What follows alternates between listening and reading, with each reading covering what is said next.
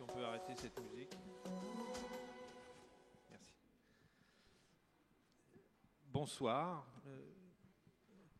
Merci de nous faire l'amitié de participer à cette conversation d'honnête homme, je dirais, puisque l'honnête homme est une grande création de l'héritage européen, de l'Europe. Les personnes qui sont autour de moi à cette table en sont de dignes représentants. Je vais donc les présenter tout de suite. Là-bas, à l'autre bout de la table, Philippe Kella, président d'Euronews, qui dira peut-être un mot tout à l'heure sur cette merveilleuse réalisation. Monsieur, alors je m'excuse de mon très mauvais accent, Alvaro Gil Robles, est-ce que ça vous choque? Non, ça va? C'est bon? Alors, commissaire aux droits de l'homme du Conseil de l'Europe. Monsieur Philippe Léger, ancien avocat général à la Cour de justice des communautés européennes. Depuis 15 jours, m'avez-vous dit, vous êtes bénéficiaire de ce qualificatif d'ancien. Mais la notion d'ancienneté en Europe a aussi une grande vertu culturelle et donc ce mot d'ancien a toute sa valeur. Et puis enfin, monsieur Pavel Fischer, qui est ambassadeur de la République tchèque en France, à Paris, et que je suis particulièrement heureux d'accueillir ici, et qui lui aussi représente un pays qui, dans ces 30-40 dernières années, a joué un rôle tout à fait capital, et il en dira peut-être un mot aussi tout à l'heure, enfin on verra, dans cette renaissance de l'Europe, ce redémarrage, cette recomposition de la géographie politique européenne. Et donc, je crois que nous avons vraiment là matière à une discussion tout à fait fascinante, d'autant plus que cette question qu'est-ce qu'être européen est évidemment une question tout à fait impossible, et nous voyons bien de débat en débat, de discussion en discussion, de livre en livre, à quel point la réponse à cette question suppose l'harmonie d'un certain nombre de critères ou de déterminants qui ne sont jamais, dont on a l'impression qu'ils ne sont jamais adéquates les uns avec les autres, qu'ils s'emboîtent difficilement, que l'on se situe sur un plan purement géographique ou que l'on se situe sur un plan culturel, religieux, politique, historique. On voit bien qu'on a affaire à la fois à quelque chose de tout à fait irréductible, qui a une existence propre et qui en même temps, mystérieusement, résiste à la définition. Et c'est tout l'intérêt de cette discussion que nous allons avoir. Alors, pour pimenter ce menu, plusieurs étudiants qui sont devant moi, et devant vous et devant nous, nous font l'amitié d'avoir préparé un certain nombre de questions. Alors, je crois que, sans plus attendre, je vais peut-être demander... Alors, nous allons... Juste un mot pour la règle du jeu, si vous voulez, mais je pense que vous connaissez mieux que moi la façon dont les choses se passent. Donc je vais solliciter nos amis étudiants et puis, comment dire, en alternance, si j'ose dire, vous serez aussi évidemment invités. Donc je vous solliciterai, ceux parmi d'entre vous qui souhaitent poser des questions à nos invités pourront le faire et je crois que nous pourrons ainsi nous entretenir mutuellement, nous enrichir mutuellement. Voilà, donc je crois que le moment est venu, peut-être vous, de lancer le dé et de poser votre question. Si votre micro marche, je pense. Il marche ? Oui, donc bonjour, je m'appelle Florent Banfi, je suis membre de l'Association des jeunes européens, grâce à laquelle je suis venu ici, et je suis étudiant en école d'ingénieur à l'Estaca sur Paris. Donc ma question, qu'est-ce qu'être européen et plus particulièrement qu'est-ce être européen pour les jeunes ? Nous avons vu après le 29 mai que les jeunes avaient très largement refusé le traité instituant une constitution pour l'Europe. Et donc ma question était comment l'Europe peut-elle aujourd'hui aider les jeunes à se sentir plus européens ? Je pars du principe qu'on ne naît pas européen mais qu'on le devient. Et donc je voulais savoir si vous aviez des idées pour pouvoir promouvoir l'envie d'Europe chez les jeunes, en plus de ce qui existe aujourd'hui, vu qu'on a vu qu'il y avait apparemment un problème à ce niveau-là. Et une proposition, que penseriez-vous aujourd'hui on entend beaucoup parler d'un service civil obligatoire français, que pensez-vous d'un service civil européen par exemple ? Merci. Excellente batterie de questions. Qui veut se lancer ? Monsieur Léger ? Volontiers. Alors, la dernière partie de votre question, que pensez-vous d'un service civil européen ? Moi, je dis bravo. Et peut-être faut-il d'abord instituer un service civil national dans l'ensemble des nations, avec une partie de ce service se déroulant dans un cadre européen. Mais votre question principale, c'est comment donner aux jeunes envie d'être européens ? Et il y a des moyens qui existent depuis très longtemps.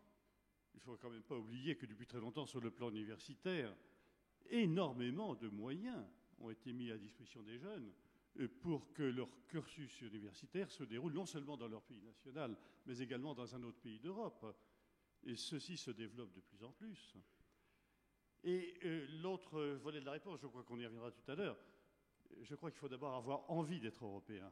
Il faut d'abord avoir envie soi-même d'être européen, après avoir mené une réflexion simple, sur laquelle on reviendra, j'espère, et qui conduit à l'idée qu'il n'y a pas d'autre solution au devenir de notre humanité européenne que l'Europe. En tout cas, c'est mon point de vue. Merci de cette première réponse. Je me retourne à l'autre extrémité. Philippe Kella. Oui, juste pour rebondir sur l'idée de service civil. Civil, ça vient de civis, en latin, effectivement, qui veut dire citoyen. Et alors, dans l'Empire romain, être civis romanus, c'était un honneur. Aujourd'hui, la citoyenneté européenne, finalement, ça n'existe pas. Et en tout cas, c'est pas ressenti comme un honneur. Donc, je pense qu'il faudrait déjà, avant de créer un service civil, créer une citoyenneté européenne et que ça corresponde à quelque chose qui est du fond. Alors, qu'est-ce que c'est qu'un citoyen européen ? Vaste débat, mais je pense que c'est cette notion de citoyenneté européenne, déjà pour commencer, qui n'existe pas et qu'il faut nourrir sans que l'Europe soit une nation. Donc c'est une citoyenneté qui correspond à un espace qui n'est pas une nation.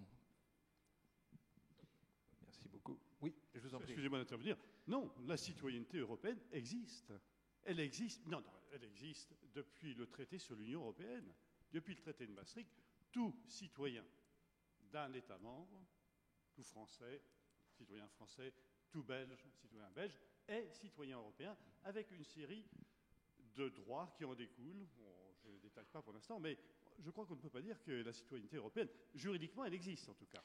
Peut-être que les gens n'en ont pas conscience. Elle n'est pas ressentie comme spécifique, en tout cas comme différente et comme donnant des droits supplémentaires par rapport à la citoyenneté nationale. Elle n'a pas de contenu spécifique, en fait. Si, elle a un contenu spécifique. C'est que tout citoyen européen a de plus en plus, grâce au concept juridique de citoyenneté européenne, le droit de circuler et de séjourner librement sur chacun des territoires qui constituent l'Union européenne. Si. Pardonnez-moi, mais je crois que ce n'est pas suffisant, en fait. Non, je pense que c'est tout à fait possible que ce ne soit pas suffisant. Encore faut-il en avoir conscience. Je crois que cette petite passe d'armes est bien révélatrice de la difficulté qui nous occupe. C'est qu'en effet, entre l'évidence juridique et la conscience que l'on peut en avoir, il y a un décalage qui fait tout le problème. Enfin, je crois qu'on ne serait pas là si, en effet, il n'y avait pas une difficulté de ce genre. Pavel Fischer, à vous d'apporter votre première pour enrichir la passe d'armes. Comment donner envie de l'Europe? D'abord, bonsoir et merci beaucoup de m'avoir exposé à ce jeu de questions et de réponses. Comment donner envie? Moi, je considère qu'une des expériences de base de la personne humaine, c'est de se dépayser, de quitter son pays, sa région, sa ville, et de vivre ailleurs. Celui qui se dépayse se remet en question et retrouve beaucoup de ses propres racines en regardant l'autre. C'est un peu comme Lévinas, le fameux philosophe, disait qu'on comprend soi-même davantage dans la face de l'autre. Et donc, à mon avis, retrouver ce que c'est être européen, avoir envie d'être européen, il faut passer par le dépaysement, quitter le continent et aller dans un autre monde.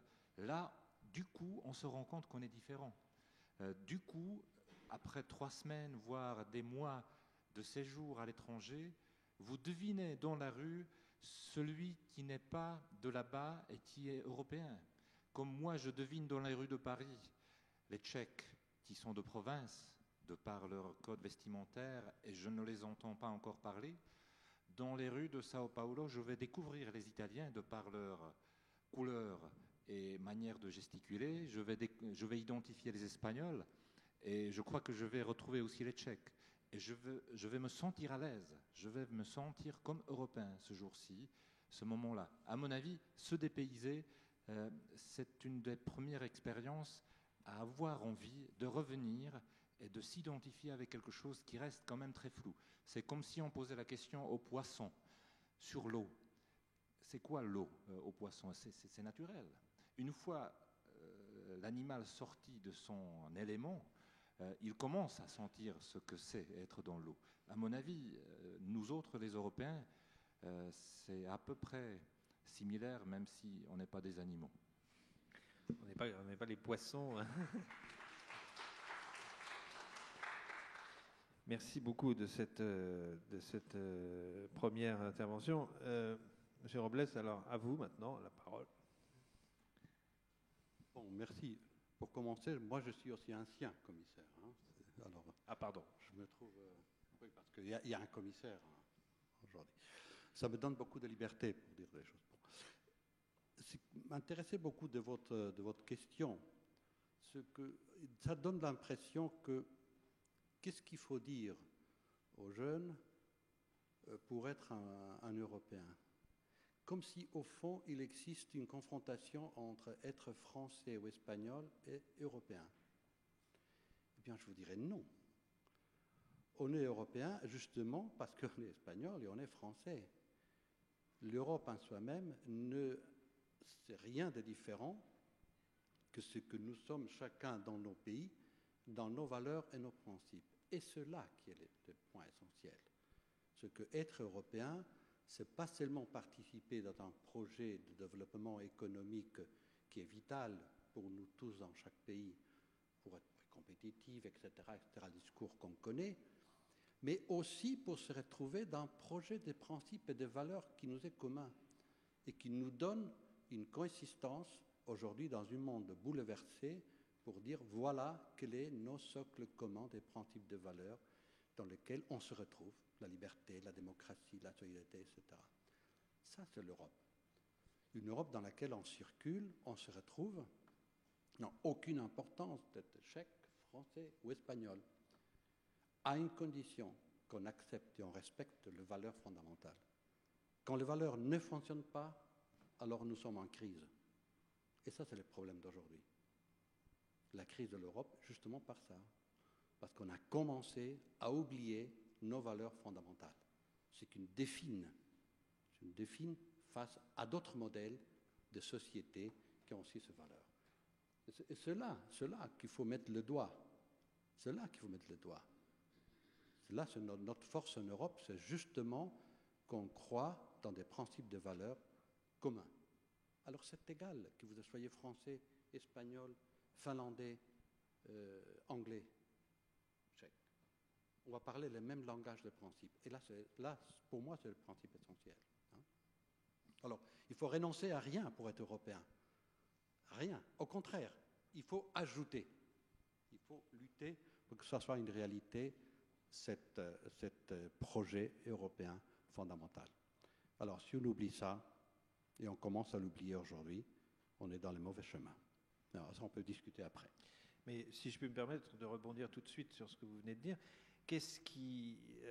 comment analysez-vous, comment comprenez-vous ce processus d'oubli? Est-ce que c'est notre condition d'enfant gâté qui fait que nous oublions? Ou je pense, en prenant la question sous un autre angle, je pense à ce livre tout récent de Pascal Bruckner, La tyrannie de la pénitence, qui met en valeur, qui met en relief un penchant tout à fait extraordinaire des Européens à se culpabiliser, à se reprocher d'être ce qu'ils sont. Quel est votre sentiment là-dessus? Je ne vous demande pas de commenter forcément le livre de Bruckner, mais je ne veux pas rentrer dans la provocation, mais c'est-à-dire, je vois clairement qu'à l'origine du projet européen, on l'oublie. On l'oublie, où sont les origines. Les origines, c'est le grand drame européen d'une guerre mondiale, du fascisme, du nazisme, du communisme, c'est-à-dire de la perte de liberté essentielle qui mène à un drame humain des millions de personnes mortes. L'histoire récente devrait au contraire faire en sorte que nous ne soyons pas dans cette situation d'oubli. L'Europe a permis de surmonter tout ça. L'Europe comme un projet commun, en liberté et en démocratie, pour surmonter nos démons nationaux de chacun. Et bon, voilà, on a surmonté ces démons et on s'est dit, voilà, tout est bien, tout est passé, maintenant, on n'a que l'avenir. Et je vous dirais une chose, il faut lutter chaque jour pour que le démon reste dans l'armoire. Parce que nous avons chacun dans nos pays nos démons, nos problèmes, nos cadavres.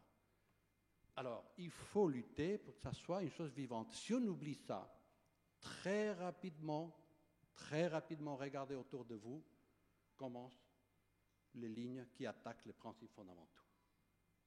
Pavel Fischer, vous voulez réagir à ce qui vient d'être dit là où...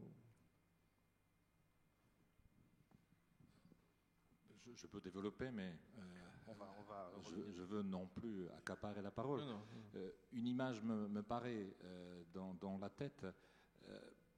Pour moi, je suis de Prague.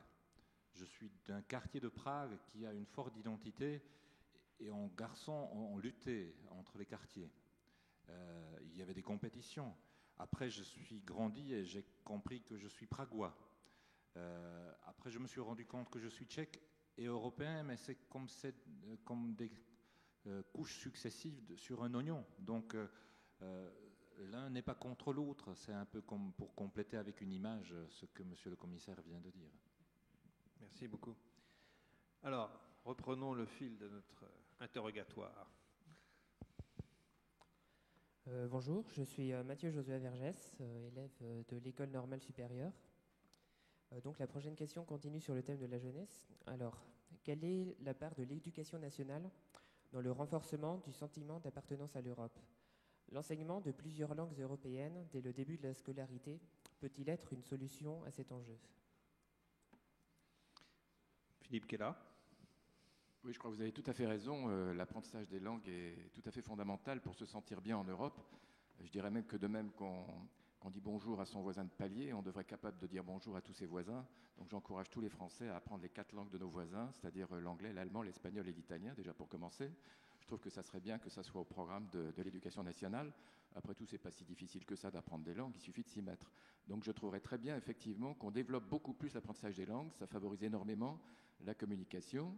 Et il se trouve que l'entreprise dont je m'occupe est en 7 langues, si vous voulez, et c'est une des clés du succès. Le multilinguisme, c'est une des clés du succès pour comprendre l'autre, pour se faire comprendre.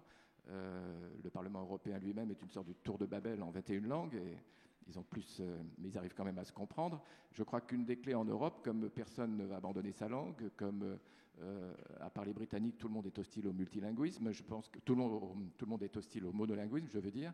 Je pense que le multilinguisme est je dirais, consistant et cohérent avec l'Europe. Et je pense qu'il faut que tout le monde fasse un effort pour parler plusieurs langues. Alors après, chacun selon ses moyens, si je puis dire.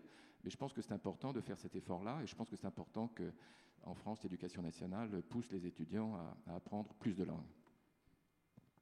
Voilà qui est dit. Philippe Léger. Je ne veux pas faire de peine à tous les enseignants, ils doivent être nombreux dans cette salle.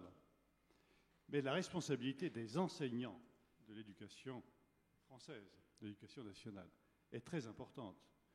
Sur le plan des langues étrangères, comme vient de le dire Philippe Caëlla, c'est sûr, il est plus concevable aujourd'hui d'aborder la vie professionnelle, pour des gens de votre âge, sans maîtriser, outre sa langue maternelle, au moins, moi je dirais, 2 langues étrangères. Je suis plus modeste que vous, au moins 2 langues, sans les maîtriser parfaitement. C'est un premier point, c'est très important. Mais il y a un autre point qui est très important. Est-ce que dans les cours d'histoire, est-ce que dans les cours de géographie, est-ce que dans les cours d'institution, y en a-t-il d'ailleurs des cours d'institution, est-ce que dès les classes élémentaires ou au moins les classes précédant le baccalauréat, est-ce qu'on enseigne suffisamment l'histoire de l'Europe, la géographie de l'Europe? Ce n'est pas un hasard si l'Europe communautaire, l'Europe des 25, c'est en fait la pointe avancée d'un continent beaucoup plus vaste, une sorte de point de convergence de différentes populations européennes et puis maintenant du monde entier. Est-ce que tout cela est bien enseigné? Est-ce que l'histoire de la pensée européenne est bien enseignée? Oh, sans doute, il y a un jour de l'Europe, qui est plus ou moins un jour férié. Sans doute, il y a des symboles. Mais vraiment, je crois vraiment que dans l'enseignement élémentaire et même supérieur, on ne met pas suffisamment l'accent sur cette Europe qui, comme le disait le commissaire, l'ancien commissaire, est en quelque sorte le prolongement naturel de la citoyenneté nationale.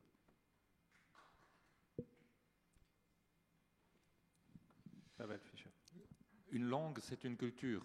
Et avoir plusieurs langues, cela veut dire être sensible à plusieurs cultures. Et qu'est-ce que c'est une culture? En France, c'est très osé d'en parler, parce que la France est vraiment un pays, une puissance sur le plan culturel. Mais peut-être un petit peuple qui a dû lutter pour son identité dans le passé a aussi son expérience. Et pour nous, la culture, c'est une sorte de refuge, c'est une sorte de repère. C'est aussi ce qui cimentait toujours notre communauté et qui faisait passer des messages. Alors, à mon avis, se contenter d'une seule culture autre que la nôtre, c'est effectivement appauvrissant. Il faut aller en avant.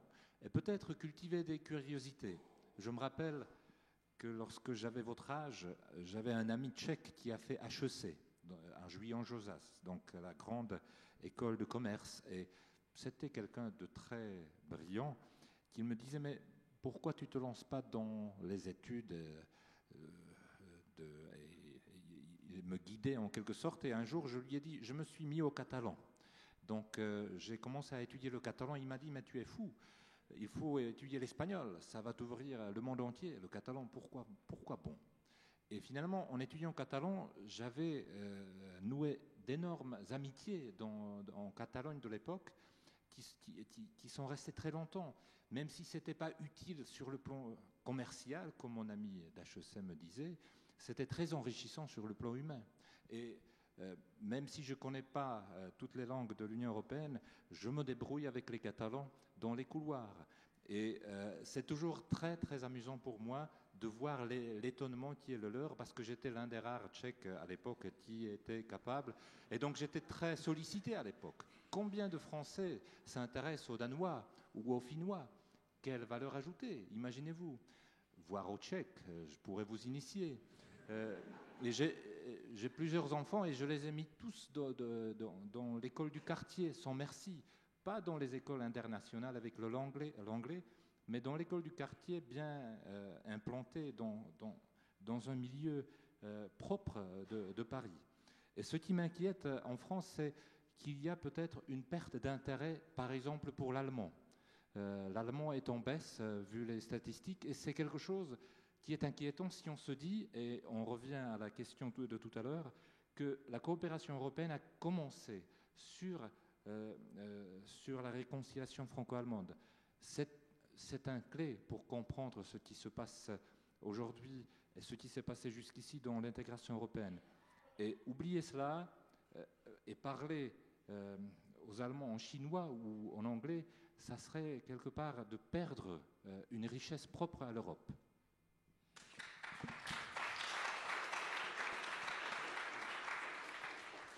Je ne peux pas applaudir parce que j'ai le micro, mais j'applaudis vraiment. D'autant plus que j'en fais brièvement la casquette de directeur de la Revue des Deux Mondes pour dire qu'on a fait récemment un numéro sur la France et l'Allemagne bilingue et précisément dans cet esprit d'aller à la rencontre d'une réalité dont on sent bien qu'elle est en effet devenue un peu obsolète. Et je vous en prie.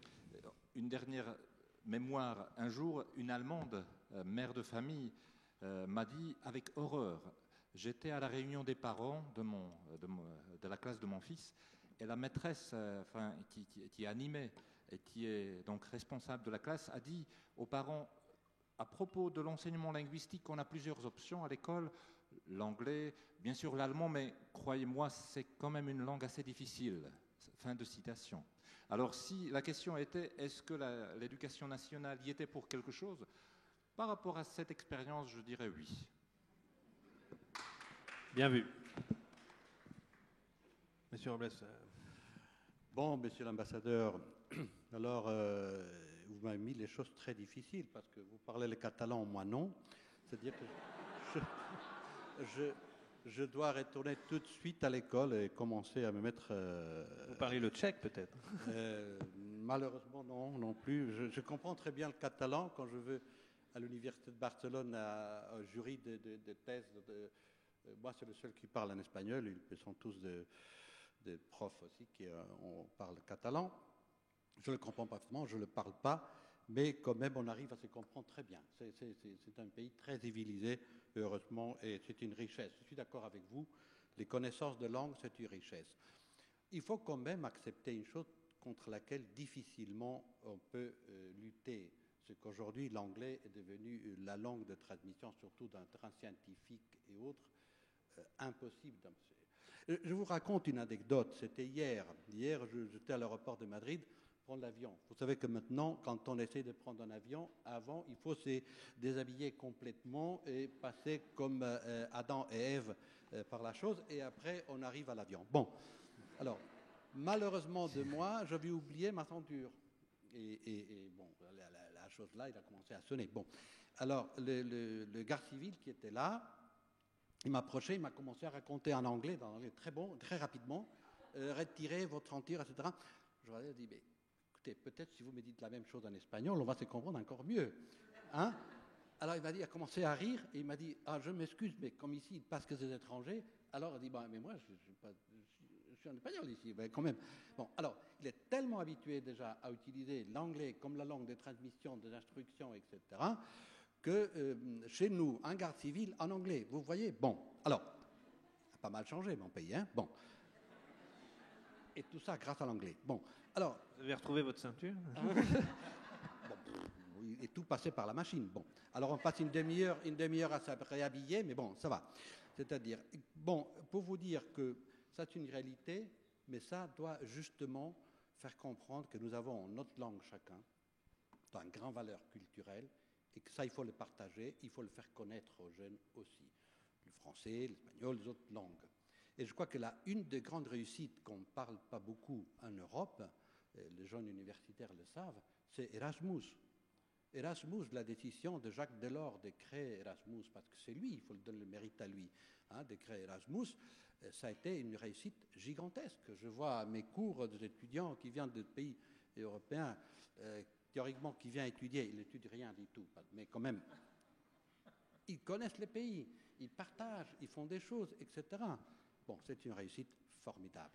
Alors, tout ça à travers le partage de la culture, de la langue et des connaissances mutuelles. Ça, c'est l'Europe aussi, vous voyez? je me permets d'ajouter à ces contributions un élément d'information, enfin de complément à la discussion. Nous soulignons, nous venons de souligner tous plus ou moins des insuffisances d'ordre scolaire, d'ordre d'éducation. On voit bien, on sait bien, ce n'est vraiment pas un scoop, de savoir que l'éducation nationale est totalement au-dessous de sa responsabilité en matière d'apprentissage des langues. En même temps, je peux dire aussi que si nous observons le domaine de l'édition, par exemple, en France, je ne crois pas me tromper en disant qu'on n'a jamais autant traduit de romans, de textes de toutes sortes.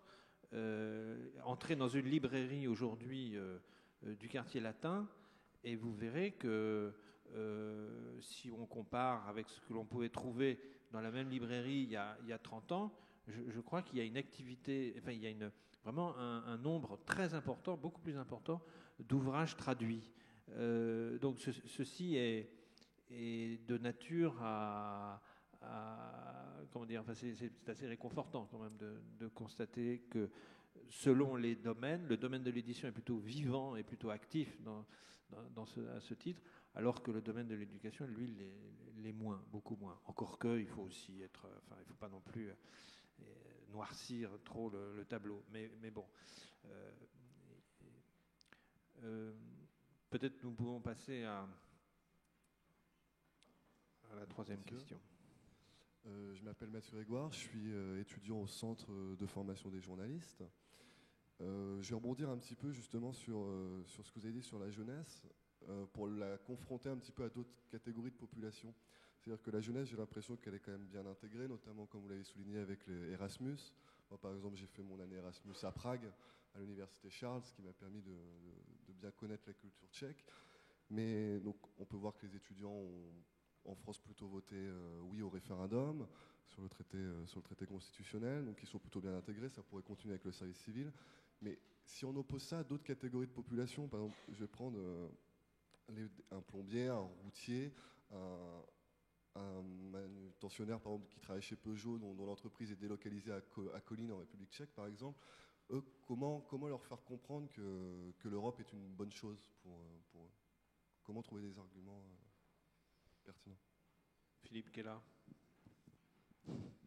Oui, ça c'est le volet plutôt économique du dossier, effectivement, qu'on connaît bien, enfin, qui a fait l'objet de discussions, de commentaires sur la circulaire service, par exemple, la directive service, par exemple, de la fameuse directive Bolkestein. Donc on sait très bien toutes les difficultés qu'il y a à faire comprendre le message que l'Europe a plus d'avantages que d'inconvénients. C'est pas toujours facile à comprendre.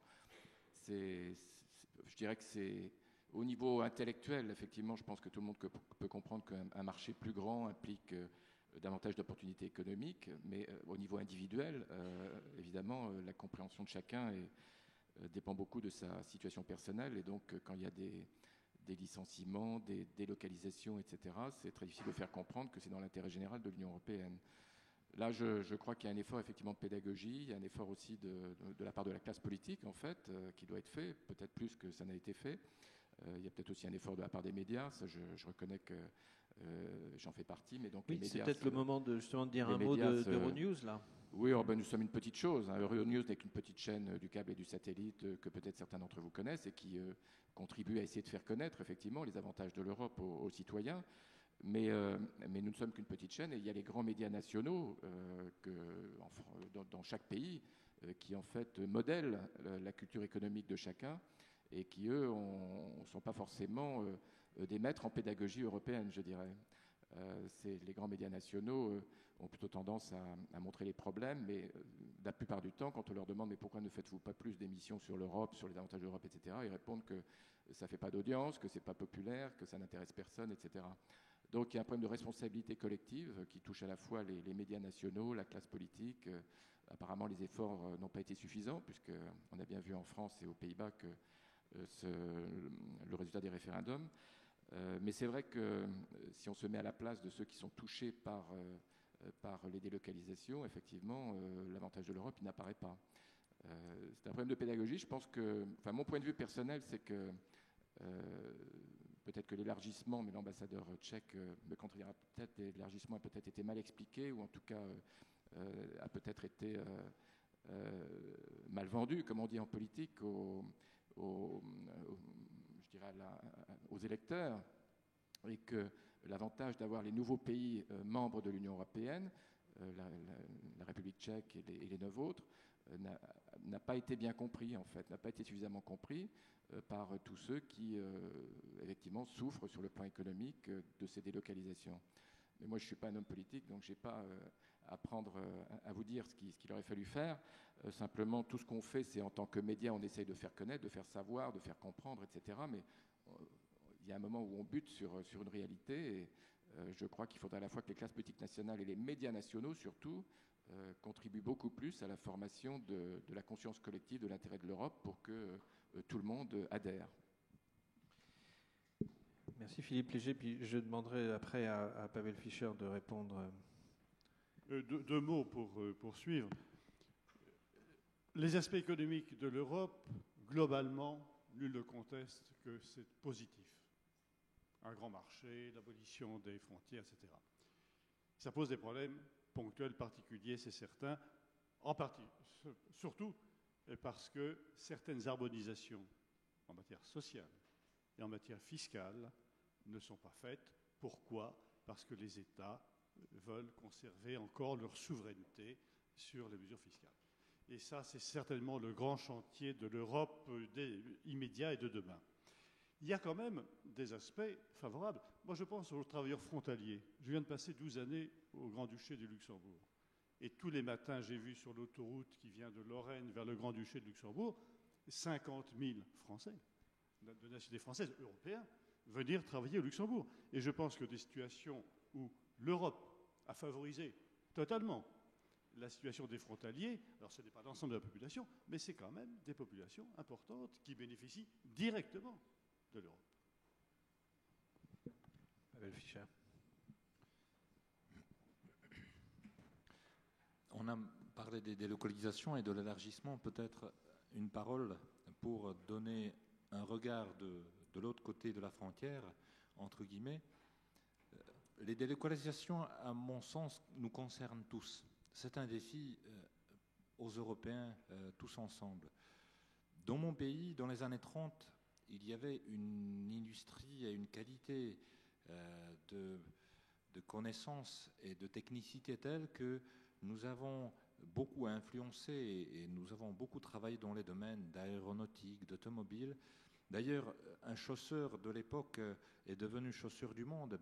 Thomas Bata était bien tchécoslovaque. Et on pourrait bien citer d'autres usines qui ont fait la gloire de cette période industrielle tchécoslovaque qui se basait, elle, sur une tradition de plus longue date que la création de notre pays au XXe siècle. Et aujourd'hui, on peut constater que la filière chaussure est presque disparue. On peut constater que la filière textile, à l'époque très présente, est disparue. Sont partis à l'est, vers l'Asie du Sud-Est, ou je ne sais plus où. Et il faut être conscient que les délocalisations nous concernent nous aussi, et que nous avons les mêmes souffrances sociales, électorales et politiques que ceux qui sont frappés de ce défi en France. À mon avis, c'est un défi qu'il faut relever entre Européens. Et d'ailleurs, la richesse qui se crée à plusieurs est plus importante qu'une richesse qui se crée dans un seul État membre. Donc, à mon avis, je serais là plus pondéré, assez prudent, parce que les tensions sociales existent. Mais je crois qu'il faut parler aussi des tensions qui existent dans nos pays et qui ne sont pas très loin dans leur logique de ce que connaît la France. Et pour revenir à votre question, comment parler aux gens, je ne suis pas un homme politique, mais si votre plombier souhaiterait passer ses vacances, je lui ferais miroiter les avantages de la monnaie unique. Si c'était un Britannique, avant la retraite, je lui ferais miroiter les bonheurs de paysages en France, par exemple, etc. Ça facilite énormément aujourd'hui les mouvements des personnes, les vacances, même la liberté de choisir le lieu de vie, c'est quelque chose qui n'existait pas avant avec autant d'aisance, et il faut en profiter, et les gens sont bien conscients que ça existe.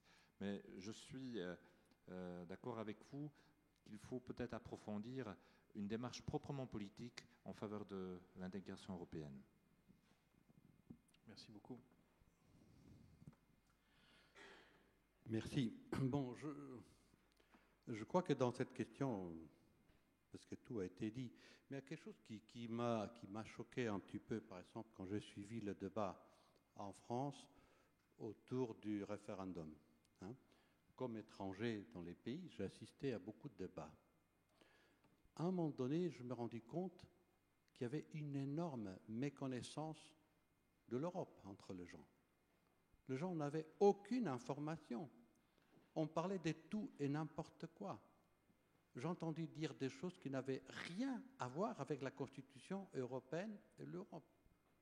Mais en toute tranquillité, dans une énorme salle comme ça à Strasbourg, raconter des choses que je dis, bon, attendez, je me trouve à Nouvelle-Zélande ou je me trouve en France. C'est-à-dire, c'est tout à fait un débat différent. C'est-à-dire, c'était un problème interne qu'on était en train de régler, profitant les passages du référendum européen, et on s'est rendu compte qu'il y avait une énorme méconnaissance de ce qui fait l'Europe, qui signifie l'Europe pour chacun de nous. Et cette information, c'est l'obligation des hommes politiques de le transmettre aux citoyens. Je vous dirai, faites un petit voyage pour l'Espagne. Vous allez voir dans toutes les routes des panneaux qui disent « Fonds FEDER » pour faire cette chose, pour faire cette autre chose, etc., etc. Dans les petits villages, pour les égouts, pour la route, pour les je ne sais pas quoi. Traversez la France, vous n'aurez pas un seul panneau FEDER nulle part.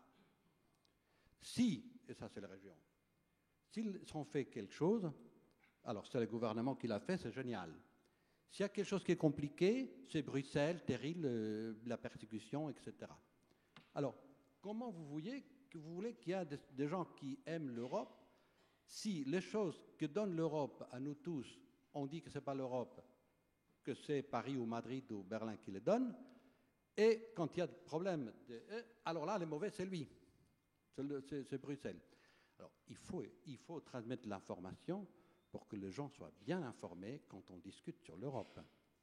Et savoir qu'il y a des choses difficiles et des choses un acquis très positif, non seulement des valeurs, mais économiques, développement, circulation, etc. Alors, ça, je l'ai vu comme un élément, je ne sais pas si vous serez d'accord avec moi, autour de la table, et je pense qu'en France, il faut...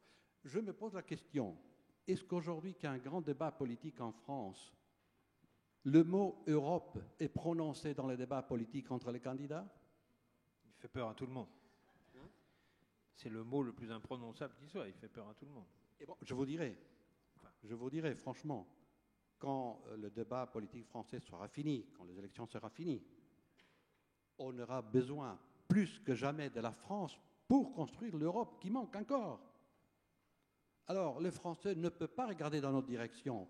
Ils ont une responsabilité avec nous tous en Europe pour continuer en avant. Et moi, c'est un défi comme Européen, et on a besoin de vous. Arrêtez de parler des choses qui n'ont rien à voir. On a besoin, pour avancer dans l'Europe démocratique, dans l'Europe progressiste, dans l'Europe solidaire, on a besoin de la France. Voilà, c'est tout ce que je peux vous dire.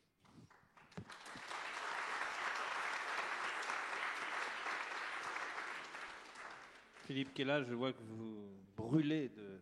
Oui, en fait, pour aller dans le sens de ce que dit le commissaire, effectivement, l'Espagne est exemplaire de ce côté-là parce qu'elle met en valeur les travaux qui ont été financés par l'Europe et qui, finalement, ont facilité le développement, la prospérité de l'Espagne. Et c'est aussi vrai au Portugal, d'ailleurs, ce sont deux pays tout à fait exemplaires à cet égard.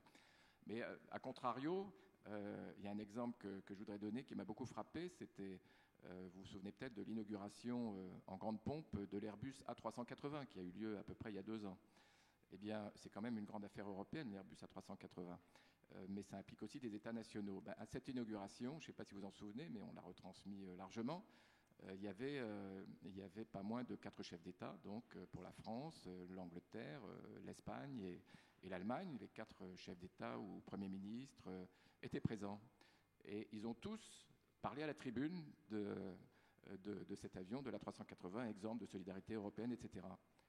Personne de la Commission européenne n'a été invité. Il y avait 3 commissaires qui étaient là, le président de la Commission n'était pas là. Il y avait 3 commissaires qui étaient là, qui chacun dans leur domaine ont contribué. Le commissaire au transport, parce que ça fait quand même partie de la politique des transports. Le commissaire à la concurrence, parce qu'il est impliqué dans les affaires de concurrence. Le commissaire notamment dans les relations avec Boeing, effectivement. Et un 3e commissaire, je pense, celui des relations extérieures. Aucun n'a été invité à la tribune à parler au nom de l'Europe. Je trouve ça absolument extraordinaire. C'est-à-dire qu'en fait, il y a un manque de mise en valeur, non seulement de ce que l'Europe fait sur le plan financier, dans le cas des travaux, de l'agriculture, etc., mais il y a un manque de mise en valeur aussi des hommes politiques européens et de ceux qui en fait sont en charge de l'Europe, que ce soit la Commission européenne, le Parlement ou le Conseil, bien que le Conseil, comme vous le savez, soit tournant, donc c'est plus difficile de les mettre en valeur, et puis ce sont toujours des représentants des nations, en fait, qui président le Conseil. Mais la Commission et le Parlement sont très peu mis en valeur. Et il y a une idée toute bête, qui est tout simplement que le protocole des États ne fait pas passer les représentants de l'Union européenne en premier. Figurez-vous que dans le protocole français, eh bien, non seulement le président de la République, évidemment, est en tête, suivi du Premier ministre, des ministres, des députés, du maire du coin, eh bien, un membre de l'Union européenne passe derrière le maire du coin dans le protocole français. C'est quand même extraordinaire. Oui, là, on touche à un paradoxe qui en contient plusieurs, d'ailleurs, parce que, à l'instant, M. Robles soulignait le manque d'information, ce qui est quand même extravagant de se dire que, alors que nous disposons de moyens de communication comme jamais nous n'avons disposé, l'Internet, enfin, etc., enfin, je n'ai pas besoin de décliner, jamais nous n'avons été aussi peu capables de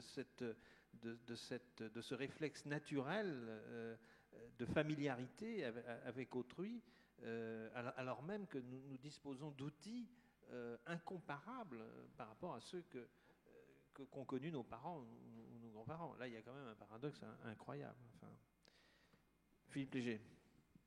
Tout en approuvant tout ce qui vient d'être dit, j'ai cru comprendre que le thème général de cette Cité de la Réussite était le thème de la responsabilité. Compte tenu de l'acquis communautaire, la France est dans l'Europe depuis 50 ans. Depuis 50 ans, il se passe des choses. Le droit français, c'est du droit communautaire, un mixage de droit national. C'est 50 ans. L'acquis communautaire allant jusqu'à l'euro, l'introduction de l'euro. Mais nous, Français, les Français, comme les Belges, comme les Tchèques, sont responsables vis-à-vis de tous les autres pays de la valeur de l'euro. L'euro, cette monnaie commune ou unique, nous sommes tous responsables de cette monnaie maintenant. Et si un État, par exemple, se livre à une politique économique débridée qui a un effet négatif sur ses propres finances nationales, il y aura un effet également négatif sur la monnaie européenne. Et voilà. Je vais vous dire autre chose, mais j'ai oublié, ça reviendra tout à l'heure. Alors voilà, j'allais me tourner vers la salle, profitant de ce moment de transition. Madame, vous souhaitez poser une question? Oui, bonsoir à tous. Ne trouvez-vous pas que c'est un peu dangereux ou bien que ça manque un petit peu de pertinence à notre époque, enfin, étant donné les résultats sur le référendum de la Constitution, de faire un référendum pour demander aux Français s'ils sont d'accord pour l'intégration d'un nouveau pays au sein de l'Union européenne, en sachant qu'on connaît déjà très peu nos voisins proches, de devoir juger des pays qui sont plus lointains? Est-ce qu'il n'y a pas un danger à mettre en cause l'Union européenne?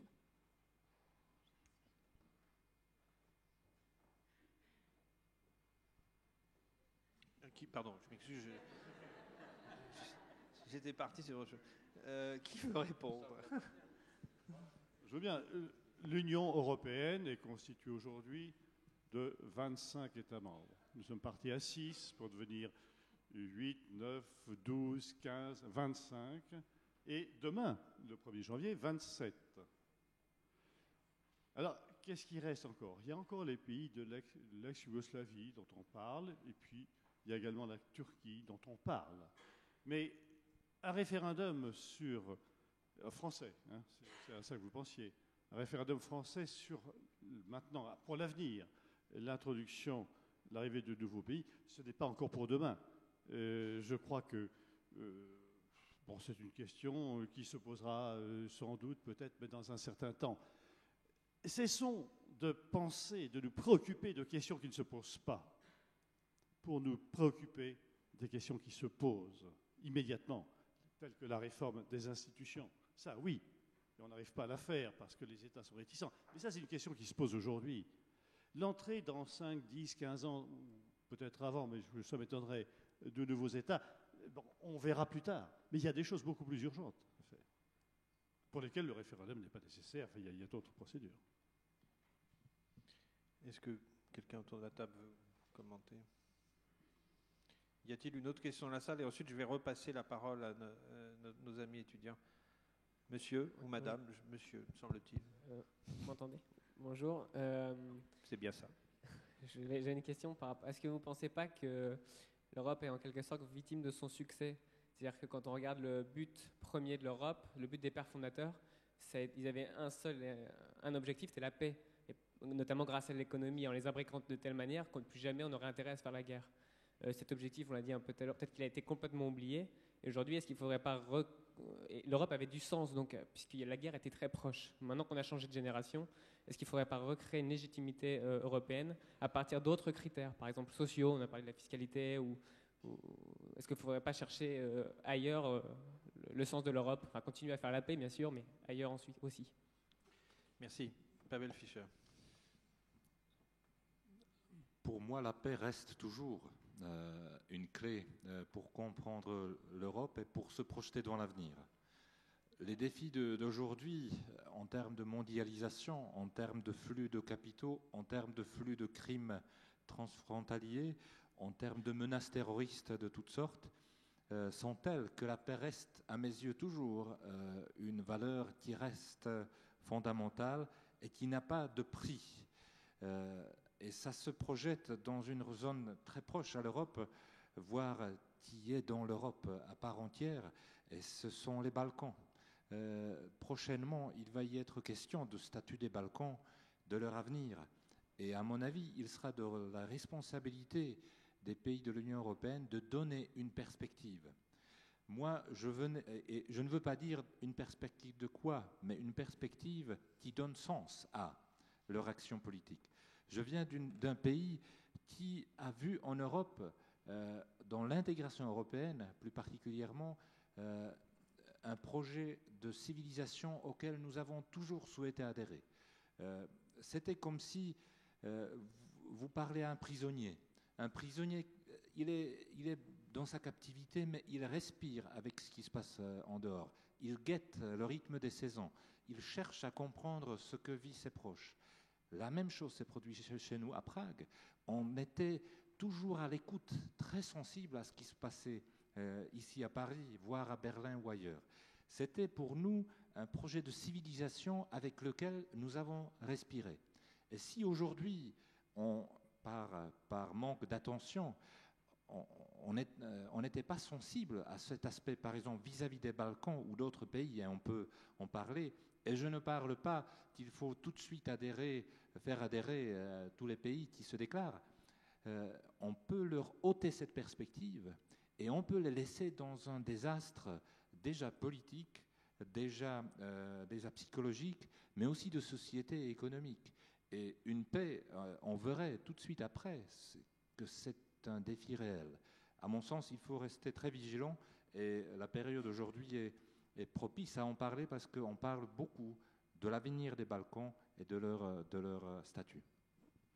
Merci beaucoup.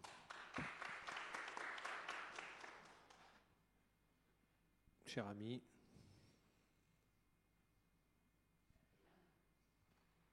Oui. Je voulais revenir à la question des valeurs. Parce que il a été évoqué la fiscalité. Je ne pense pas que tout ce qui est du domaine économique puisse générer beaucoup de valeurs fédératives, surtout dans la jeunesse, et que par conséquent, il faut trouver à ces valeurs quelque chose qui soit plus qu'une référence à l'histoire, parce que l'Europe est née du conflit mondial, sans doute. Elle est née également de l'effondrement des fascismes dans les années 70. Mais pour la nouvelle génération, je ne suis pas sûr que ces références-là soient vraiment créatrices de valeur. Et au fond, la question que je me pose, c'est comment est-ce qu'on peut partager une définition commune de la liberté et de la démocratie? Qui veut répondre? Philippe Léger? Je ne partage pas votre analyse. Je ne crois pas qu'on puisse dire que un projet d'Europe ayant pour but des valeurs économiques soit un épouvantail pour la jeunesse. Dire aux jeunes, travaillons dans le sens de l'Europe de telle et telle manière afin d'accroître le niveau de vie de l'ensemble des populations de l'Europe, ça me paraît quand même en soi un but valorisant et qui mérite qu'on s'y arrête. Quant à votre référence sur, si j'ai bien compris, vous dites la référence à l'histoire, la volonté de maintenir la paix, et l'Europe ayant été créée précisément pour le faire, bon, c'est peut-être un peu passé. Je ne sais pas. Tout pays, chaque pays membre de l'Union européenne, chacun d'entre nous, s'inscrit nécessairement dans une histoire, dans l'histoire de son pays, voire dans l'histoire de plusieurs pays pour les Français qui sont venus de l'immigration. Et je crois que la référence à l'histoire, en tout cas la référence à la paix, c'est évident, l'ambassadeur l'a bien souligné tout à l'heure, mais la référence à l'histoire est valorisante. Et je crois qu'elle est nécessaire. Nous avons besoin de racines. Alors peut-être pas... On ne peut rien faire sans. Comment? On ne peut rien faire sans. On ne peut rien faire sans. Voilà ce que je voulais répondre à votre intervention. Je me dépêche de redonner la parole à notre ami étudiant. Bonsoir. Nadim Aklouti, élève ingénieur à Supélec. Donc vous parliez tout à l'heure de racines et ma question sera en rapport avec ce que je qualifierais comme un certain paradoxe européen. Alors que certains s'évertuent justement à définir des racines européennes par rapport à l'histoire, notamment l'histoire judéo-chrétienne de l'Europe, on peut se demander si un Grec a plus de points communs avec un Turc ou avec un Irlandais, par exemple. De la même manière, on peut se demander si un Espagnol n'a pas plus de points communs avec un Marocain qu'avec un Estonien. Est-ce qu'il y a un Grec dans la salle?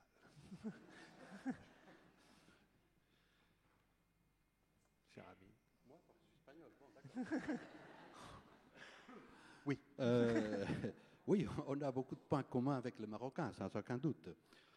Entre autres choses, parce que l'Espagne a eu la chance d'avoir 8 siècles de présence du monde arabe dans nos pays, qui a laissé une énorme richesse culturelle, dans de palais merveilleux, de constructions uniques, et une partie de notre culture, de notre savoir-faire, tient cette tradition du monde musulman qui est aussi là. On a les Romains, les Visigoths, les gens qui viennent de l'Est. L'Espagne, c'est un endroit où tout le monde est mélangé. Alors, on ne peut pas dire nous sommes la pureté totale. Mais on est très commode, hein, je peux vous dire. C'est pour ça qu'on a une vision peut-être un peu plus ouverte. Mais bon, pour moi, le plus important, c'est que si je suis espagnol et j'ai un ami en Lituanie ou en Tchèque, en France ou autre part, l'Europe ne s'est pas construite sur la conception du territoire physique comme tel. L'Europe, c'est un projet commun de principes, de valeurs, de façons de vivre, de choses qu'on met ensemble pour construire un projet d'avenir. Alors, je me trouve bien, je me trouve européen quand je vois des gens qui acceptent les valeurs démocratiques, qui respectent le droit de l'homme, qui pensent qu'il y a un principe de solidarité vers les autres et vers la conception d'une société, que le social, ce n'est pas une alternative, ce n'est pas contraire au principe de la construction européenne, etc., etc. C'est-à-dire qu'on avance sur un projet commun, nous tous, sans donner des leçons à personne, mais comme un projet qui n'est pas seulement économique, qui a réellement une base où l'être humain, la personne, c'est quelque chose d'important. Et pourquoi pour moi c'est important ça? Parce que nous sommes dans un moment dans le monde où tout est très troublé. C'est la réalité.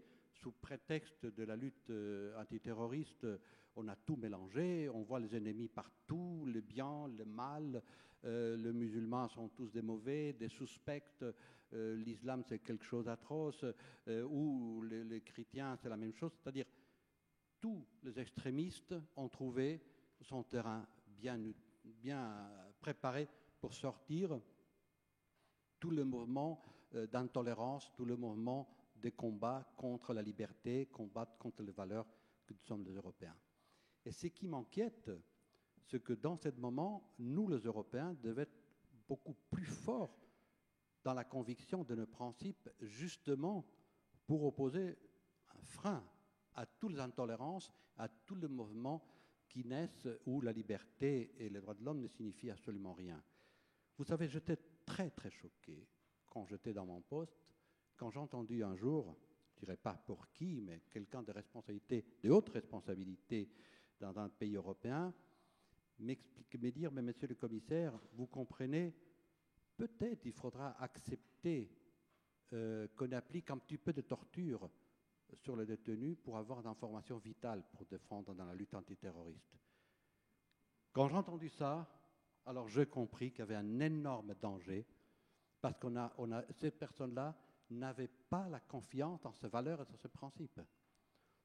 Ils pensaient que, revenant au même hauteur que les terroristes, on aurait gagné la bataille. Et là, voilà, là on a complètement perdu. Alors, la lutte contre le terrorisme, si on sort de l'état de droit, si on sort du respect des droits, des libertés fondamentales, alors on est perdu. On est comme les autres. À ce moment-là, c'est la forêt sauvage. C'est tout et n'importe quoi. Alors, l'Europe, c'est justement pour moi le contraire à ça. Il faut avoir des principes, il faut le maintenir, il faut payer le prix, parce que la liberté, il faut payer un prix pour la liberté et pour la démocratie. Nous, les Espagnols, on connaît un petit peu de ça. Hein? Quand le grand attentat de Madrid de train, personne est sorti, et il y a sorti presque 1 million de personnes dans la rue, pas une seule personne a demandé faisons une exception à la Constitution, faisons des champs de concentration pour les émigrants, etc., etc. Pas du tout, tout le contraire.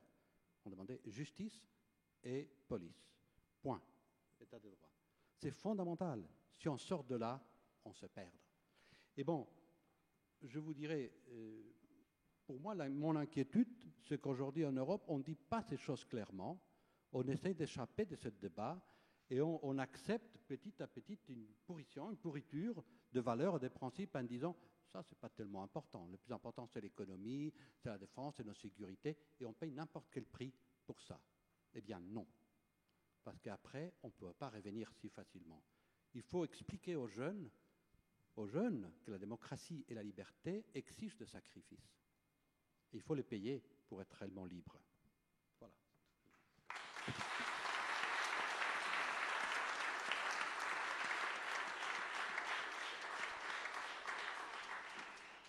Vous venez de prononcer un mot tout à fait aujourd'hui, le mot de sacrifice,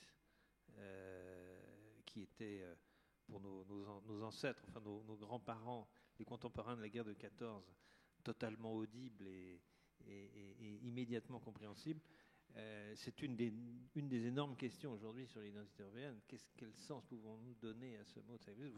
La définition, enfin, ce que vous venez de dire est une magnifique réponse, mais il y a du chemin. Hein. Enfin, bon. Philippe, pardon, excusez-moi. Non. Philippe qui est là, on ne vous entend plus. Non, je crois que le commissaire a exprimé parfaitement l'idée, effectivement, que les valeurs fondamentales doivent être défendues. Simplement, les valeurs fondamentales, on les connaît bien, c'est les valeurs de notre culture européenne au sens large. Donc je pense que la réponse à votre question, c'est qu'il existe quand même des valeurs européennes qu'on connaît bien et qui doivent être défendues envers et contre tout. Mais pour rebondir peut-être sur la question, je dirais qu'il y a les valeurs acquises et puis il y a la création de valeurs. Pour répondre aussi à une autre question, l'Europe est plutôt dans la défense des valeurs acquises, mais est peu créatrice de valeurs. Et alors, je veux dire que, en ce sens que dans le domaine culturel notamment, on est quand même soumis au bombardement médiatique de la culture américaine, il faut bien dire ce qui est, et que cette culture n'est pas forcément conforme à 100% aux valeurs européennes. Et donc, il y a une question à se poser, c'est comment l'Europe peut-elle réagir pour conserver sa culture et en même temps accompagner le mouvement de la société pour soit transformer ses valeurs, soit en créer des nouvelles et faire en sorte d'être toujours en pointe de la création de valeurs. Parce qu'effectivement, même si on défend, on a un passé, on a une paix à défendre, à solidifier. Moi, j'aime beaucoup l'expression de Michel Rocard, qui est l'Europe, c'est un espace de paix régi par le droit. C'est peut-être aussi une expression qui correspond à une certaine déception qu'il avait de ne pas avoir plus que ça, mais c'est quand même déjà pas mal. Donc la paix, le droit, aussi la projection de l'Europe en tant que force de paix à l'extérieur, comme on le voit avec la FINUL aujourd'hui. Je crois que c'est très important aussi que l'Europe commence à se projeter à l'extérieur en tant que force de paix. Ça, c'est les valeurs acquises. Mais en fait, nous sommes soumis à des valeurs nouvelles qui viennent d'ailleurs, aujourd'hui des États-Unis, peut-être demain de la Chine, d'ailleurs. Et finalement, est-ce que l'Europe va se les faire imposer ou est-ce que l'Europe va être capable de réagir, de les accompagner, de les transformer et de créer ses propres valeurs? Là, vous posez le problème aussi de j'allais dire, la puissance de création. Si on pense au cinéma, par exemple, il y a une vitalité du cinéma asiatique, par exemple, du cinéma indien ou du cinéma coréen. Il y a une énorme vitalité du cinéma américain. Pourquoi n'y a-t-il pas une vitalité du cinéma européen? Il y a de très bonnes choses, mais on voit bien que on est tout le temps là à attendre des aides, toutes sortes de béquilles, comme si le ressort de création n'était pas suffisant. C'est quand même là aussi quelque chose quand même d'un peu extravagant. Quand on voit la richesse de l'héritage esthétique, artistique européen, on ne peut qu'être stupéfié par cette faiblesse actuelle. Il y a Almodovar. Almodovar, absolument. Heureusement qu'il y a Almodovar, absolument. Je vous en prie. Je souhaitais juste faire un hommage à Monsieur le Commissaire, car souvent j'ai l'impression que les hommes politiques en Europe, dans leurs discours, disent « valeurs européennes » sans les détailler. Et je crois qu'il faut les détailler, qu'il faut les rappeler. Et une des qualités des Européens, c'est aussi de se poser des questions. Sur le plan culturel, si vous quittez le Japon un jour et le lendemain vous êtes en Europe, vous ne retrouvez plus, parce qu'une culture de consensus manifeste est remplacée par une discordance de voix. Et je suis à la Sorbonne, et donc j'ose d'en parler en termes si rudes, mais justement se poser des questions est une des qualités énormes de l'héritage européen. Et je me pose les questions. Quel est le projet que nous avons ensemble qui ne traîne pas derrière une volonté de se projeter dans l'avenir? Je parle maintenant de la faiblesse démographique de l'Europe. Demain, ou dans 50 ans, dans 40 ans, nous aurons un déficit de plusieurs dizaines de millions d'habitants. Alors, je me pose la question, et je ne veux pas faire compétition avec la Chine. Ça, à mon avis, l'Europe a aussi ses qualités propres. À mon avis, il faut se poser des questions et apporter aussi des questions très politiques et essayer de chercher ensemble des réponses, parfois au niveau local, parfois au niveau national et au niveau européen, bien sûr. Merci beaucoup. Il reste 20 minutes. Je pense qu'on peut alors voilà, reprendre les questions dans la salle.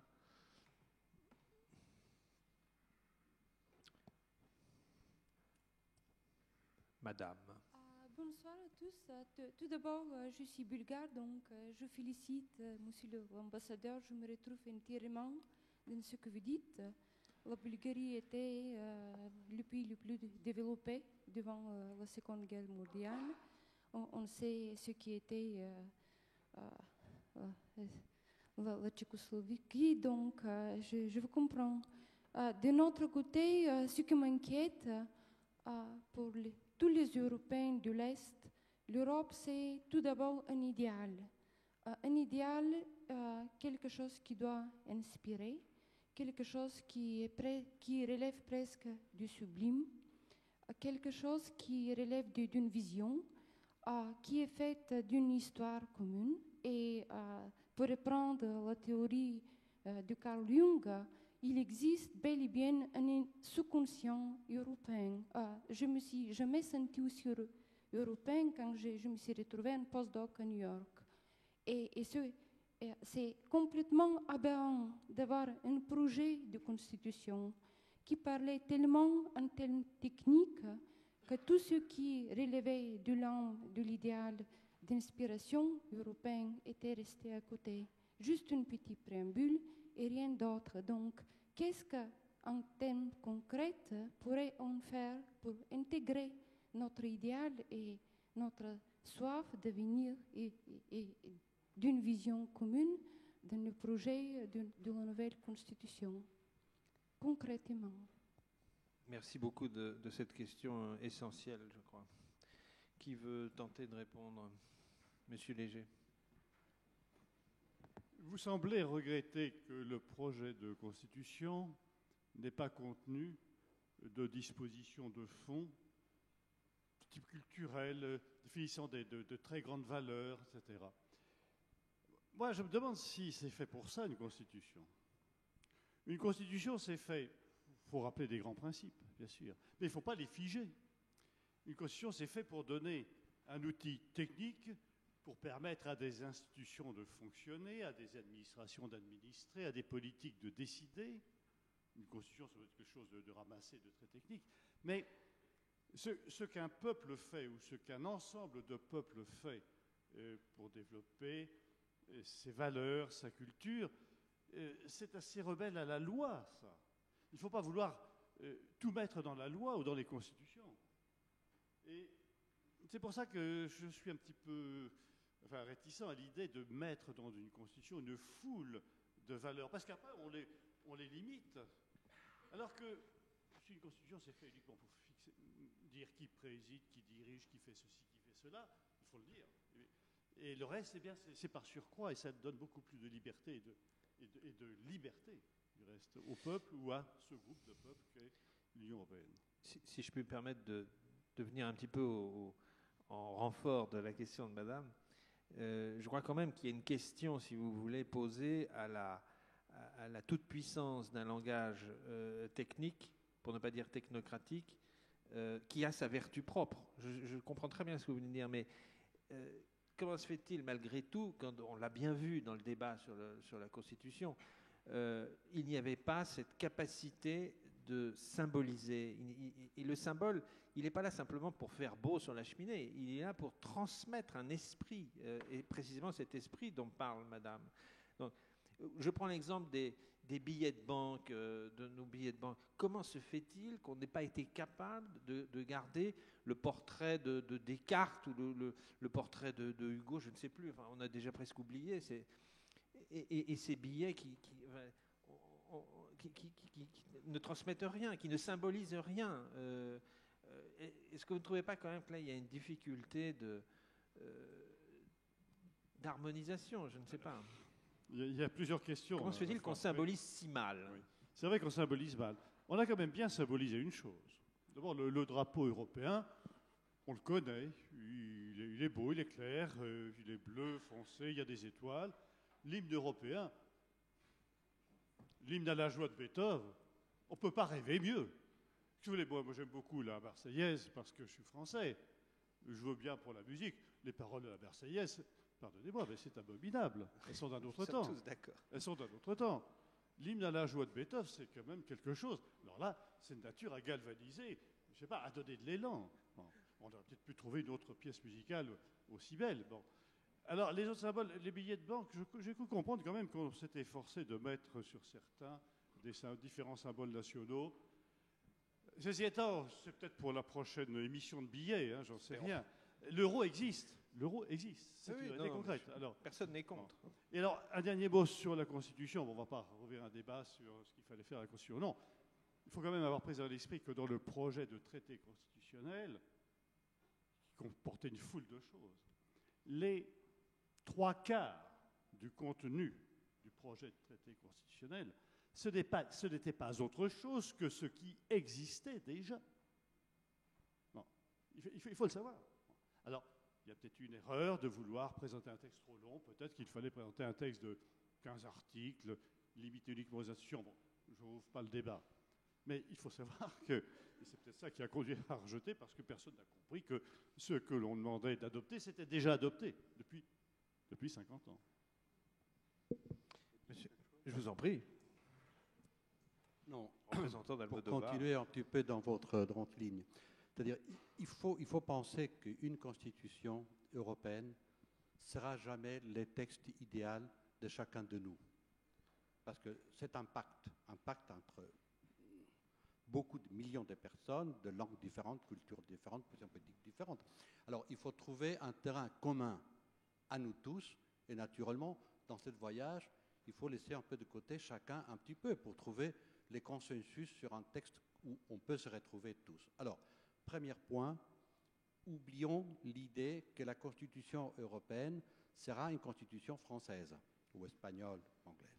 Bah, il faut être un peu plus modeste. C'est une chose européenne. L'idéal, ça serait autre chose, mais bon, qu'est-ce que vous voulez? Nous sommes ensemble, il faut laisser quelque chose à part. Deuxième question. Effectivement, dans cette Constitution trop longue, il faut le dire, c'est un texte énorme à comprendre. Le fondamental, c'était un instrument pour continuer la construction européenne. Rien s'arrêtait là. Chaque pays après peut faire sa politique sociale, moins sociale, plus sociale. Moi, je ne comprends pas quand on parle d'une constitution sociale ou pas sociale. Les constitutions ne sont pas sociales. Les constitutions sont constitutions.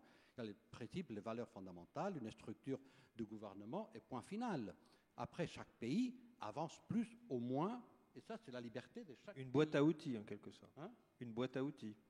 Bien sûr. À chacun ensuite. Mais attention, dans ces boîtes à outils, pour la première fois dans l'histoire de l'Europe, il avait un chapitre où intégrer la charte des droits de l'homme comme un texte obligatoire pour tous les pays européens à l'avenir, qui était un pas fondamental et qu'aujourd'hui a été arrêté.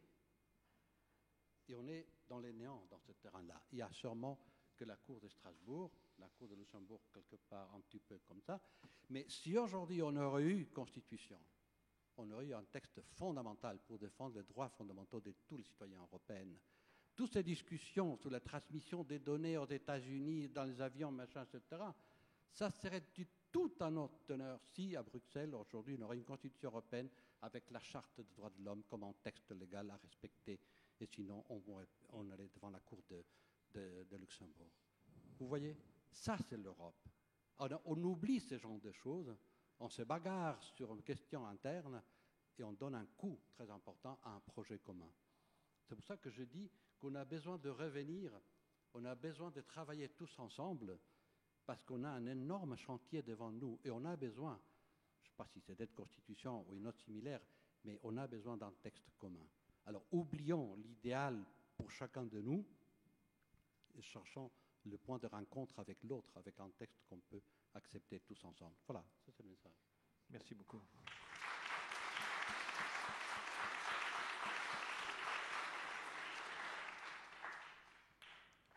Il nous reste encore quelques minutes. Oui. Les bras se lèvent. Oui, bonsoir, Pascal Tissot. Je voudrais rebondir sur la notion de constitution et de valeur. Si la constitution était passée, est-ce que le problème qu'on a rencontré avec les camps de Guantanamo et les transits qu'on a connus, notamment en Pologne, qui a aidé plus ou moins directement ou indirectement à des tortures, donc à des valeurs que vous réprouvez, donc est-ce que si on avait eu la Constitution votée, on aurait eu des voix un peu plus fortes pour s'opposer à ce genre de situation? Parce que on a vu finalement une union très faible par rapport à cette situation.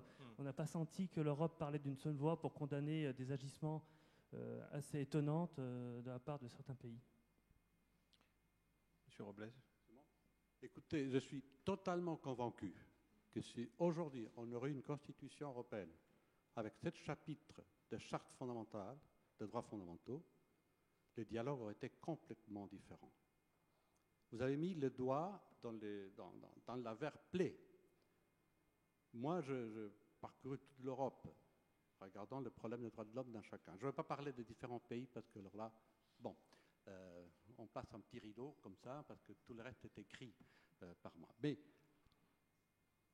comment on peut comprendre aujourd'hui, dans l'Europe qu'on aime, dans l'Europe qu'on veut que ce soit un modèle de tolérance, de valeurs, de principes face à l'intolérance, au fanatisme qu'on voit autour de nous, comment on peut s'expliquer qu'il y a eu des prisons secrètes où on a torturé? Comment on peut supporter une chose pareille entre nous?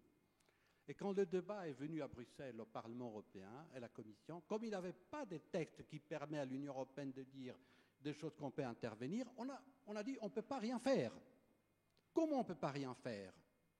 C'est ignoble, c'est inacceptable.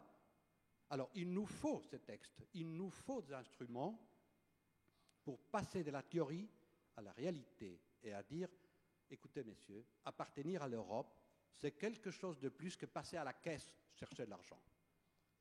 C'est aussi se compromettre sur des principes, sur des valeurs, les respecter, et si vous ne les respectez pas, alors vous allez payer le prix devant l'histoire, devant nous tous, que vous avez fait.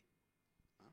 Mais pour ça, il nous faut des instruments légaux, pour la Cour, pour le Parlement, pour la Commission, pour nous tous Européens.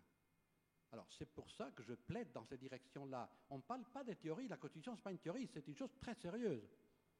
Alors si on reste arrêté maintenant aujourd'hui, effectivement, chacun va de son côté et on voit le spectacle qu'on voit aujourd'hui. Et il faut arrêter ça, et il faut revenir à l'esprit fondateur de l'Europe et travailler pour continuer ces projets, que c'est unique et vraiment extraordinaire. Et ce n'est pas une histoire tout à fait théorique. C'est quelque chose de très important pour nous et nos enfants et les générations à l'avenir. Bon, je ne sais pas si j'ai répondu à votre question, mais je suis un peu passionné, mais je m'excuse. Je crois à ça. Très bien.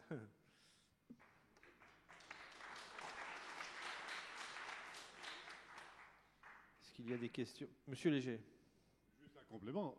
Dans le prolongement, très concrètement, si le projet de traité constitutionnel était devenu du droit positif en Europe, il y avait à ce moment-là le fondement juridique à sanctionner l'État ou les États qui se seraient livrés à des violations aussi caractérisées des droits de l'homme, c'est sûr. Monsieur. Bonsoir. C'est plus une remarque qu'une question en réalité. Je crois qu'effectivement, on peut constater qu'il y a un consensus sur les valeurs européennes, sur le projet humaniste de l'Europe. Je crois qu'on ne le conteste pas vraiment ici, en tout cas, et même à l'extérieur, même parmi ceux qui ont voté non au référendum, la plupart ne le contestent pas. Il n'y a pas non plus vraiment de débat, je pense, sur les réalisations concrètes de l'Europe dans nos vies quotidiennes, pour ceux qui peuvent en bénéficier en tous les cas. On a parlé d'Erasmus, les transports, l'emploi éventuellement pour certains. Sans doute, c'est une vraie aide. Mais je crois qu'il ne peut pas pour l'instant, et c'est un peu de poil à gratter peut-être par rapport à ce consensus, mais il ne peut pas y avoir pour l'instant de consensus sur le plan politique, sur la façon de vivre la politique européenne pour chacun d'entre nous. Je voudrais rebondir sur l'anecdote qu'a citée tout à l'heure M. Kella à l'inauguration de l'Airbus A380. C'était intéressant de dire comment est-ce qu'on a pu en arriver à faire passer un commissaire européen derrière un maire dans l'ordre de discours et dans le protocole. Si je caricature les choses, le maire tire sa légitimité et son droit, entre guillemets, à parler devant le peuple du simple fait qu'il est élu par ce peuple. D'où va tirer sa légitimité le commissaire européen? Je pousse le raisonnement très loin, naturellement. Mais si on revient au fondement de la démocratie, le premier geste du citoyen, le geste fondamental, c'est de voter, c'est d'élire ses représentants. Le pouvoir politique tire sa légitimité du dialogue qu'il entretient avec le peuple. On vote effectivement aux élections européennes pour des parlementaires. Que sait-on de leur travail? Là, c'est peut-être le travail des médias, effectivement, qui est remis en cause, mais que sait-on de leur travail, de la portée de leurs décisions? Que sait-on de la légitimité de ceux qui prennent les directives, de ceux qui édictent des textes au niveau de la Commission européenne? Voilà, à mon avis, le problème un peu fondamental est là. Ce n'est pas un hasard si 2 pays ont voté non à ce traité pour la création de cette constitution, et si dans ceux qui ont ratifié ce projet de constitution, le taux de participation a été aussi faible, parce qu'il faut aussi le dire. On ne peut pas parler d'adhésion politique si on ne sait pas qui va nous représenter, voilà, s'il n'y a pas de dialogue entre le pouvoir et les citoyens, à mon avis. Merci beaucoup. Philippe Kella, qu'avez-vous à répondre à cette interpellation? Je crois que je suis tout à fait d'accord avec l'interpellant. Et effectivement, je crois que un des problèmes principaux de l'Europe, c'est le manque de visibilité de la classe politique européenne, qui est en formation en fait, qui est capable, je pense que tout le monde dans la salle connaît le président de la Commission et le président du Parlement européen, mais au-delà, finalement, quelle est la connaissance de la classe politique européenne? Ils sont très peu présents dans les médias nationaux, on en parle très peu. Alors je crois déjà que sur le plan général, je ne me souviens plus si c'était dans la Constitution ou pas, mais il y a un problème effectivement de cohérence des élections européennes, c'est-à-dire même si on vote, pas tout à fait le même jour d'ailleurs, mais à la même période dans tous les États européens, mais ce n'est pas le même jour quand même, donc c'est déjà un problème. Ce n'est pas selon les mêmes règles. Il y a des États où c'est des listes nationales, des listes régionales, etc. Donc c'est un vaste bazar. Et en plus, les partis politiques européens ne sont pas coordonnés, c'est-à-dire les partis grossièrement de droite ou de gauche, dans chaque pays européen, racontent une histoire qui peut être différente dans tous les pays européens. Il n'y a pas de coordination, je dirais, politique, il n'y a pas de programme politique européen chez les partis politiques eux-mêmes. C'est d'ailleurs un point qui est en discussion dans ces partis au niveau de ce qu'on appelle, je ne sais pas si vous êtes familier avec les vocables européens, mais le PPE, le Parti populaire européen, pour la droite, et le PSE, le Parti socialiste européen, pour la gauche, parmi d'autres, je dirais, se discutent entre eux, effectivement, discutent en leur sein de la question d'un programme politique européen pour les prochaines élections de 2009. Mais ces programmes, on ne les connaît pas, et si on les connaît, s'ils existent, effectivement, il faudrait qu'ils soient connus, expliqués, etc. Donc il y a déjà un premier problème au niveau européen. Et puis il y a un problème purement français, qui est que les parlementaires européens français ne sont pas considérés comme à la place où ils devraient être par leurs partis nationaux. Et en plus, je dirais qu'en France, pour un homme politique, entre être député à l'Assemblée nationale, même sénateur au Sénat ou parlementaire européen, si on lui donne le choix entre les trois, il n'y a pas photo.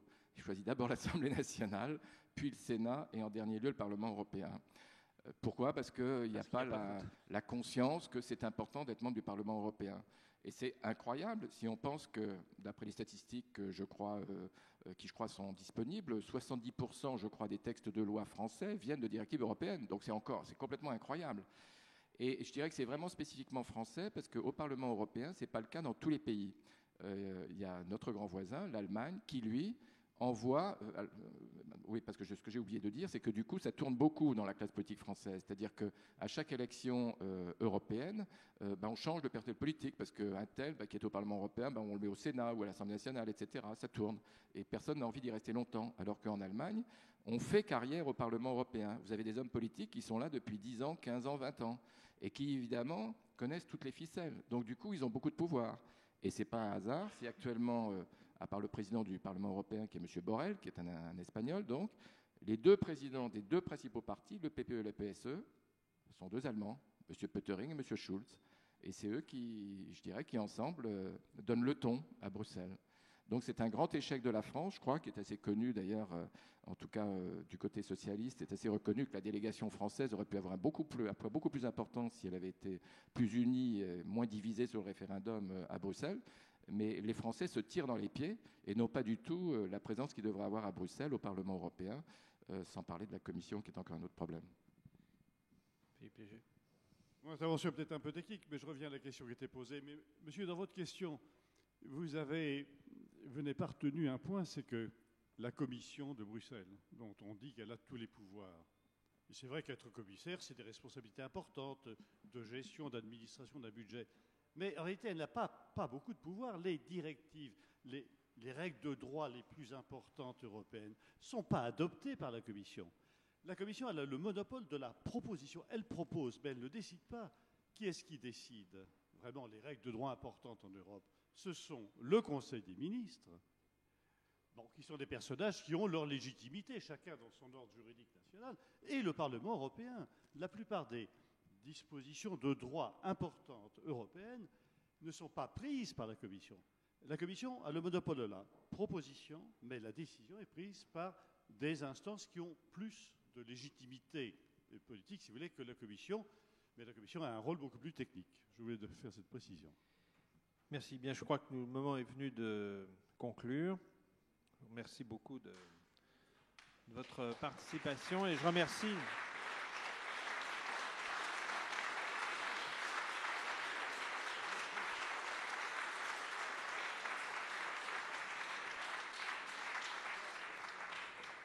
Et je remercie donc nos acteurs, nos intervenants de leurs propos. Je crois que c'était vraiment une conversation très forte, riche et qui nous donne, qui est très réconfortante, je dirais.